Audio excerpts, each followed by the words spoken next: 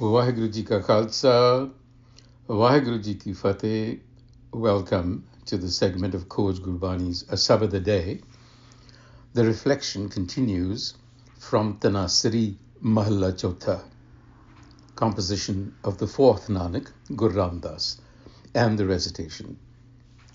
Tanasri Mahalla Chauta, Har ka Sant Satgur Satpurkha, जो बोले हर हर बाणी, जो कहे सुने सो मुक्ता, हम तिसकै सदगुर बाणी. हर का Sant Satgur. The Sant of the Har self is the true enlightener, the one who lives the truth, Satpurkha, and the one who is a conduit for divine speech, Jo Bole Har Har Bani. Whatever is spoken by the Sant, Jo Kahe, if it is heard, Sune, so Mukta is liberating. So the word Sant has been used in an interesting way in this Shabad. In this first verse, in the first line, the word Sant is referring to a person. It's singular.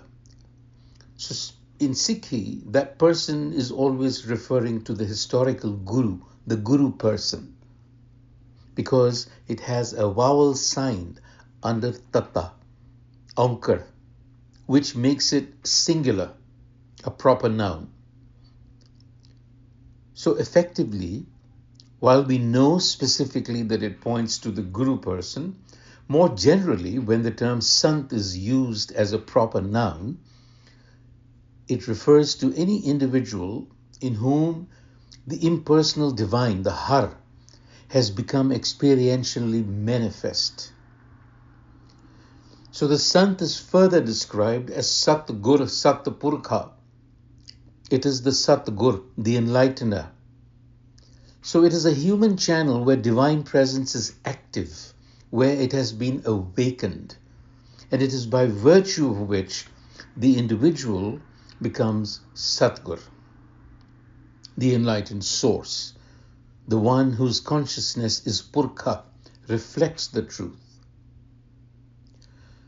So all of these three terms taken together, Sant with the Ankar, the vowel sign, Satgur, again with the vowel sign, Satpurkh, refers to the same locus of awakened presence. So whatever is uttered, spoken by such a consciousness is indeed divine. And the Guru says, I am beholden to such a consciousness. Tisake Sadkurbani. Now in the Rahau, the word Sant is used again, but here it is being addressed to the congregation or to the seekers, to the community, because it doesn't have the vowel sound, and it says suno. So it's addressing the seekers. Har ke Sant suno, jas kani. Listen to the evolved individuals. Pay attention, jasakani, to their virtues. Har har katha suno ik nimak pal sabbe kilvik paap leh jani. This is what will happen. This is the process. Har har katha suno. Now we know that the Sant, whatever it utters from its speech, is inspired speech. It's divine speech. So har har katha suno ik nimakapal, even for an instant, it will deliver liberation to you. So we know that the speech that is being spoken about is not your everyday speech that we communicate with. This is a whole different level of orientation. Excuse me. So the Guru is telling us, Har ke Sant suno jas kani. Kani, of course, refers to the ear, but it's audial. one listens, one turns one's attention to the Har Har Katha. ऐसा संत साध जिन पाया ते वड पुरख वडाणी तिनकी धूर मंगे प्रभ स्वामी हम हर लोच लोचानी. So the Guru is saying, ऐसा संत साध जिन पाया. He's describing who the sant is. The sant is that person, that individual. Sadh jin paya, the one who has perfected itself, has self-mastery. They are great beings. Te vad purkha vadani. Tinki turi mangah prabh swami. So I beg for their dust. Literally, their dust. What it means is their teaching. I want to follow in their footsteps. Tinki tur mango prabh swami. Hum har loch lochani. I long for the Har self. So begging for the dust essentially means following in the footsteps. And then what is this Har wisdom that we are longing for? Har har safaleo birkh prabh swami jin japyo se triptani. Har har amrit pi triptase sab lathi bhukh pukhani. Har har safaleo birkh prabh swami. The Har self is akin to a fruit-bearing tree. Those who meditate deeply, contemplate the Master, Prabhu Swami Jin Japyo, se tripatani, they find inner fulfillment. And having drunk the immortal nectar of Har wisdom, Har Har Amrit Pi Tripatase, they are satisfied.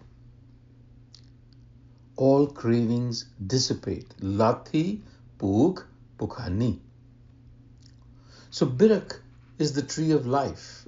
It is an allusion here to Nam-centered consciousness.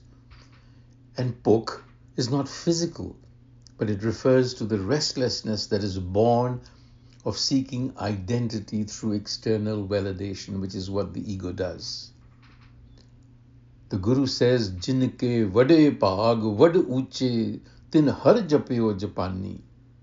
Blessed are those, possessed of great fortune are those whose consciousness is so elevated. Vade paag vad uche. Jinke vade paag vad uche tin har japyo japani. To do that requires great fortune, grace in other words. So the Guru asks for that. Grant me the company of those who have been guided by grace. Tin har sangat mel prabh swami jan nanak das dasani. So grace is the initiator. This verse affirms that the capacity for spiritual action also is not a personal feat, but a gift.